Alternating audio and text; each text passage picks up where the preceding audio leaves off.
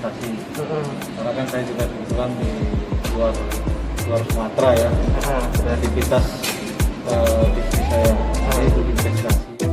Itu nanti kalau masuk masa pensiun, saya mau tinggalnya di Palembang di sini, dan sesuai sama konsepnya Citraland kan itu nanti akan jadi kota mandiri. Iya. Bagi kita yang masuk masa pensiun kan di satu tempat sudah terpenuhi semua, nah itu cocok. Ini nggak kemana-mana. Ya, jaminan tiga pokok pendapatan. Harapannya itu supaya progres pembangunannya cepat gitu Pak ya. Oke. Iya.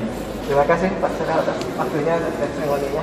Oke, itulah sahabat Citraland testimoni dari Pak Syahril, salah satu penghuni di Citraland Palembang yang hari ini diserah terima kasihnya.